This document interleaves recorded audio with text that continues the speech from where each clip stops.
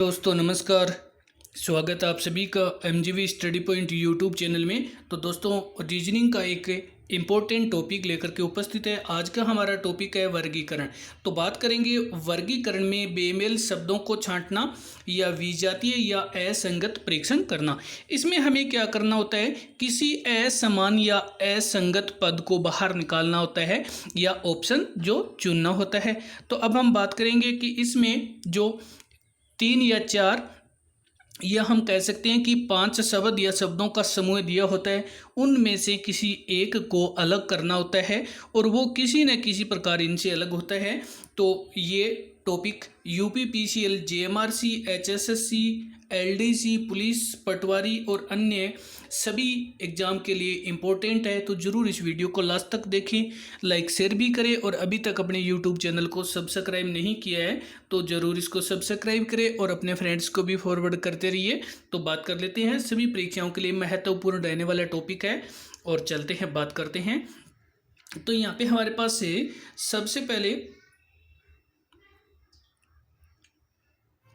सबसे पहले हम बात करेंगे वर्गीकरण, बेमेल छांटना, विजातीय या असंगत परीक्षण प्रश्नों के प्रकार। इसके 3 प्रकार होते हैं। शब्दों का वर्गीकरण पर आधारित, शब्दों के वर्गीकरण के आधार पे हो सकते हैं या अक्षरों पर आधारित हो सकता है या संख्याओं पर आधारित हो सकता है। संख्याओं जैसे सम, विषम, भाज्य, अभाज्य, इस प्रकार से। तो चलते हैं, अब हम बात कर लेते हैं कि हमारे पास यहाँ पे सबसे पहले हम बात करेंगे वर्गीकरण पे। तो वर्गीकरण बेमेल, विजातीय और असंगत परीक्षण के क्वेश्चन सोल्व करने से पहले कुछ जरूरी निर्देश है, कुछ इसके रूल्स है, तो ज़रूर आप पढ़ें इनको। और अब हम बात कर लेते हैं वो कौन कौन से जो इसके निर्देश है। सबसे पहले हम बात करने वाले हैं वर्गीकरण के अंतर्गत आने वाले प्रश्नों को 4 या 5 तत्वों का एक समूह दिया गया होता है कि उसमें 4 या 5 ऐसे तत्व होते हैं जो समूह होते हैं, वो शब्द हो सकते हैं और उनको हम किस प्रकार से देख सकते हैं। तो यहाँ पे हमारे पास है कि जिनमें से 3 या 4 तत्व किसी निश्चित प्रकार से आपस में किसी न किसी रूप में समान गुण दर्शाते हैं, कि उनमें समान गुण होते हैं या आपस में एक दूसरे से संबंधित होते हैं, कि एक दूसरे से वो संबंधित है। और अब हम बात कर रहे हैं आगे। तो आगे हमारे पास है जबकि एक के केवल एक अन्य तत्व उन तीनों या चारों से भिन्न गुण दर्शाता है। तो आपको क्या किया जाता है, 4 या 5 ऑप्शन दिया जाता है और 4 या 5 ऑप्शन में से आपको या तो 4 या 3 ऐसे जो समान गुण वाले, समान आकार, समान जो गुण दर्शाने वाले तत्व दिए जाते हैं। जबकि एक है वो अन्य गुण वाला भिन्न होता है या उसमें से असंगत होता है या विषम होता है, तो उसको बाहर निकालना होता है और वही आपका आंसर होता है। तो अब हम बात करते हैं कि यहाँ पे वह भिन्न या विजातीय तत्व चयन करके दिए गए वर्ग से अलग करें और वही आपका आंसर होगा। और बात करते हैं इसी में। तो आगे हमारे पास यहाँ पे दिए गए हैं कि शब्दों का वर्गीकरण समानता पर आधारित होता है, कि जब हम शब्दों का वर्गीकरण करते हैं कि आपको 4 शब्द दे दिए और समूह में से कौन सा भिन्न है, कौन सा असंगत है, कौन सा बेमेल है, इस प्रकार से तो आपको उसको अलग करना है। तो आपको ये देखना है कि अर्थ की समानता के आधार पे आपके जो 3 है वो समान है, या तो वो 3 अर्थ के आधार पे समान है, या वो कार्य की समानता है, या स्थान की समानता है। और अब बात करते हैं कि उनमें और क्या समानता, पद की समानता हो सकती है, वर्ग की समानता हो सकती है, तकनीकी की समानता हो सकती है, बनावट की समानता हो सकती है, संख्यात्मकता की समानता हो सकती है और उपयोग की समानता होती है। कि जैसे मान लो कि आपको 4 ऑप्शन दिए गए हैं A B C D और 4 में से आपको असंगत बेमेल के लिए कहे तो उनमें से 3 है वो किस प्रकार समान है और एक है वो उनसे अलग है, यही आपको चूज करना है। और बात करते हैं वर्गीकरण से संबंधित प्रश्नों को हल करने के लिए सर्वप्रथम दिए गए विकल्पों में से उपस्थित सभी तत्वों के बीच सर्वमान्य संबंध स्थापित करना है। कि मान लो आपको 4 ऑप्शन दिए गए हैं और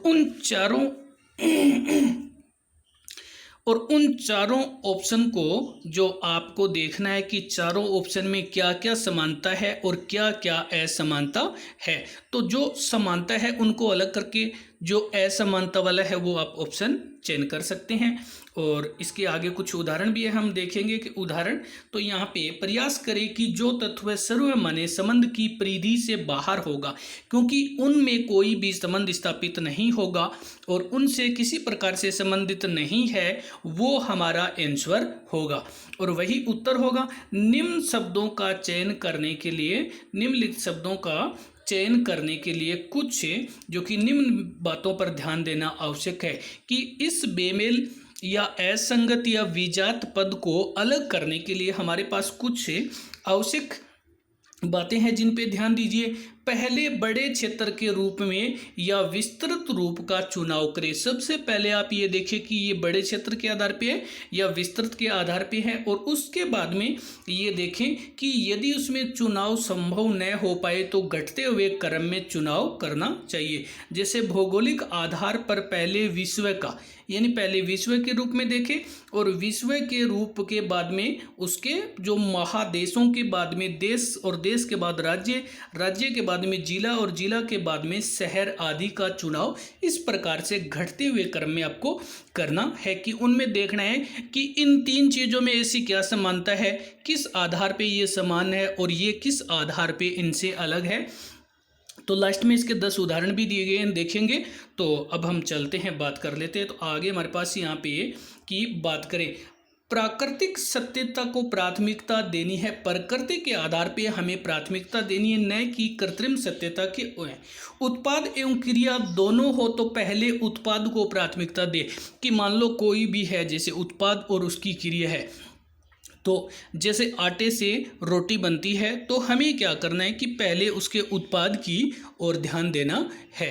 और अब हम चलते हैं, बात करते हैं। तो आगे हमारे पास है कि हमें प्राथमिकता देनी है उत्पाद को और क्रिया को। वर्गीकरण के अंतर्गत कभी भी श्रृंखला का नियम लागू नहीं होगा। जो हम श्रेणी क्रम का नियम लागू करते हैं वो नहीं होगा, क्योंकि इनमें गुण, समानता, विषमता आदि के आधार पे, क्योंकि जो भिन्न है उसे किसी भी स्थान पर रखा जाए वह भी भिन्न ही रहेगा। यहाँ पे वह भिन्न रहेगा। और अब हम चलते हैं, बात करते हैं। तो आगे हमारे पास है शब्दों पर आधारित वर्गीकरण। आज हम बात करेंगे केवल शब्दों के आधार पे जो वर्गीकरण है, और नेक्स्ट हम बात करेंगे जो हमारे पास संख्या और अक्षरों पे आधारित वर्गीकरण।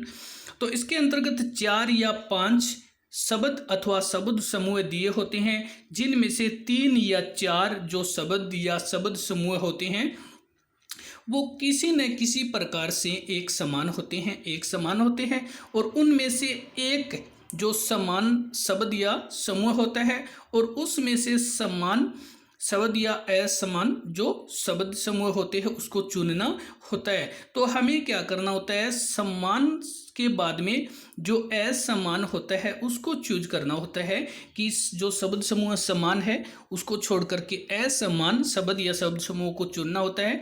और चलते हैं, बात करते हैं कि आपको क्वेश्चन में निर्देश भी दिया होता है।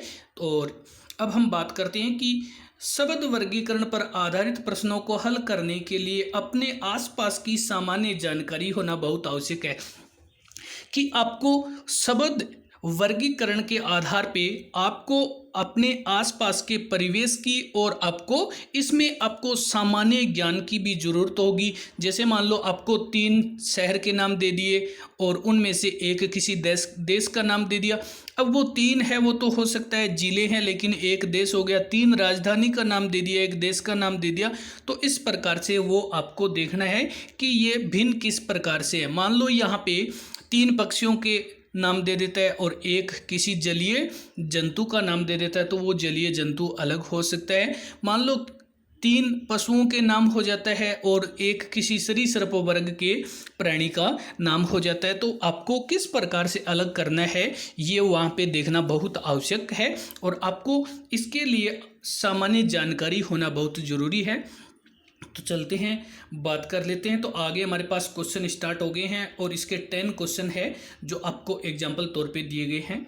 और अब हम बात कर लेते हैं। तो यहाँ पे हमारे पास दिए गए हैं कि निर्देश निम्नलिखित प्रश्नों में दिए गए विकल्पों में से असंगत का चयन करें। यहाँ पे आपको टोटल 10 क्वेश्चन दिए गए और इन 10 क्वेश्चन में आपको एक ही निर्देश दिया गया है और वो निर्देश दिया गया है कि असंगत को चयन करना है, बेमेल या विजात पद को निकालना है। तो यहाँ पे हमारे पास दिया है जो पहला ऑप्शन दिया गया है। तो इस ऑप्शन में अगर हम बात करें तो यहाँ पे आपको दिया गया है प्रश्न संख्या 1। क्वेश्चन फर्स्ट में यहाँ पे ए में दिया गया है प्रतिद्वंदी, ब में दिया गया है शत्रु, स में दिया है प्रतिपक्षी और द में दिया गया है मित्र। तो यहाँ पे हमारा जो आंसर है वो होगा मित्र, क्योंकि मित्र के अलावा जो प्रतिद्वंदी है, शत्रु है, प्रतिपक्षी है, ये सभी हमारे अहितकर है। ये तीनों ही जो प्रतिद्वंदी है, शत्रु है और प्रतिपक्षी है, ये तीनों ही हमारा भला कभी नहीं सोचेंगे। ये हमें नुकसान या हानि पहुंचाने की कोशिश करेंगे, हमसे ज्वेल्स रखते रहेंगे।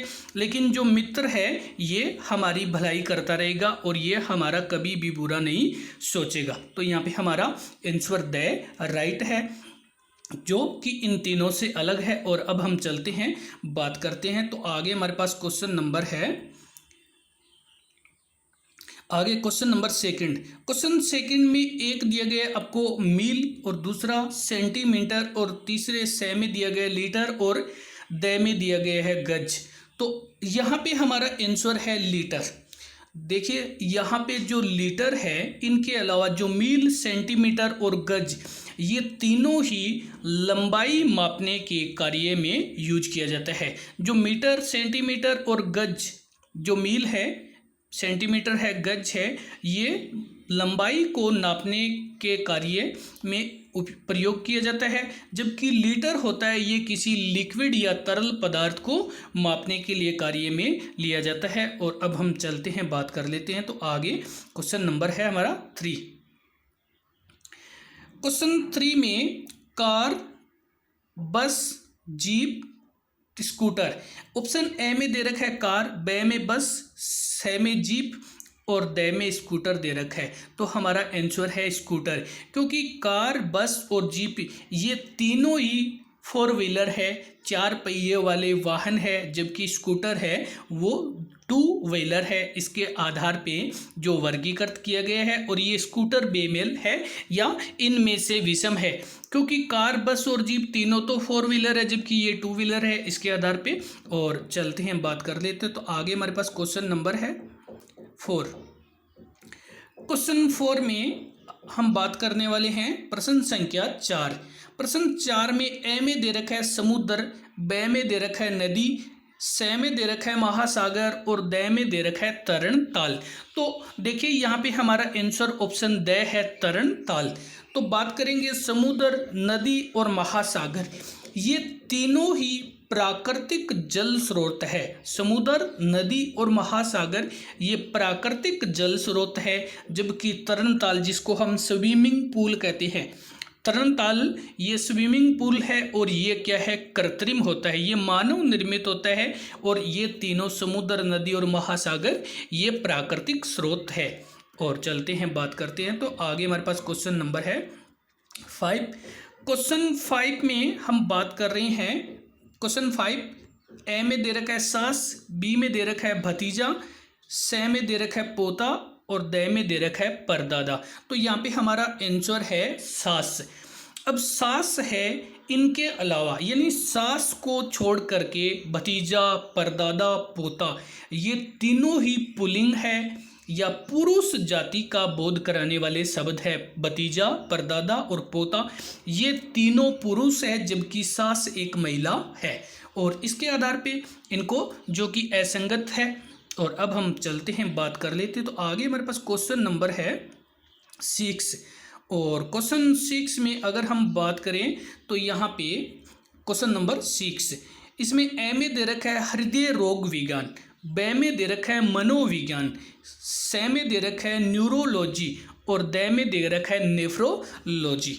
अब हम बात करें कि क्वेश्चन जो 6 है इसमें हमारा आंसर है मनोविज्ञान, क्योंकि मनोविज्ञान है एक मनोदशा का विज्ञान है, ये मनोदशा से संबंधित है, जबकि हृदय रोग विज्ञान, न्यूरोलॉजी और नेफ्रोलॉजी ये सभी शरीर विज्ञान से संबंधित है।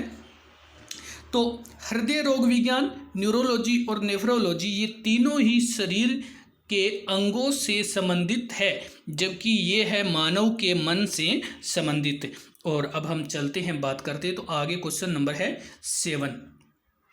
क्वेश्चन 7 में ए में दे रखा है गेंदा, ब में दे रखा है ट्यूलिप और से में दे रखा है कमल और द में दे रखा है गुलाब। तो यहाँ पे जो ऑप्शन हमारा ब सही है, ट्यूलिप। ट्यूलिप एक पौधा है, जबकि गेंदा, कमल, गुलाब ये तीनों ही फूल है। ट्यूलिप एक पौधा है और इस प्रकार से वो तीनों फूल है, और ये पौधा होने के वजह से ये तीनों में से जो कि वो फूल और ये पौधा जो कि असंगत है, ट्यूलिप पौधा हो गया। और अब हम चलते हैं, बात कर लेते हैं। तो आगे हमारे पास क्वेश्चन नंबर है 8। क्वेश्चन 8 में बात करेंगे, ए में दे रखा है चंद्रमा, ब में दे रखा है फबोस और से में दे रखा है पृथ्वी और द में दे रखा है गृहिका। गृहिका दे रखा है, तो हमारा आंसर है गृहिका।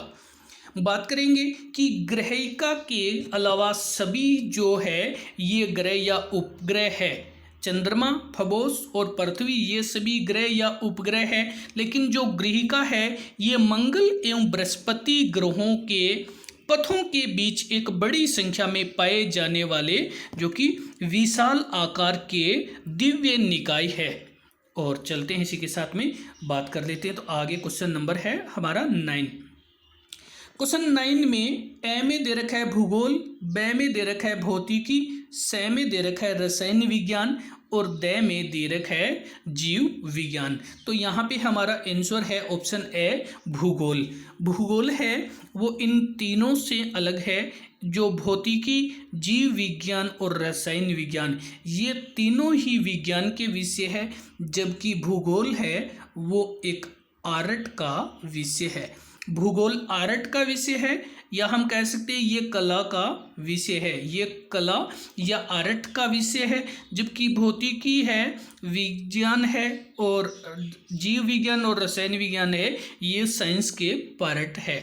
और अब हम चलते हैं, बात कर लेते हैं जो लास्ट क्वेश्चन नंबर है हमारा 10। और क्वेश्चन 10 जो आपके सामने स्क्रीन पे है, और इसमें आपको यहाँ पे दिए गए क्वेश्चन 10 में, क्वेश्चन 10 हाथी, मगर, गेंडा, दरियाई घोड़ा। तो आपको यहाँ पे जो ऑप्शन दे रखा है कि ऑप्शन ए में हाथी, ब में मगर, से में गेंडा और द में दरियाई घोड़ा, और हमारा आंसर है ऑप्शन ब मगर। यहाँ पे आंसर है मगर। अन्य सभी स्तनधारी वर्ग के प्राणी है। तो यहाँ पे जो हाथी है, गेंडा है, दरियाई घोड़ा है, ये तीनों ही स्तनधारी वर्ग के जंतु है, और मगर है ये एक सरीसृप वर्ग से संबंधित है। तो ये है सरीसृप वर्ग से। और अब हम चलते हैं। तो दोस्तों वीडियो देखने के लिए धन्यवाद। लाइक शेयर करते रहे। अभी तक अपने यूट्यूब चैनल को सब्सक्राइब नहीं किया तो ज़रूर इसको सब्सक्राइब करें और अपने फ्रेंड्स को भी फॉरवर्ड करते रहिए। तो वीडियो देखने के लिए धन्यवाद।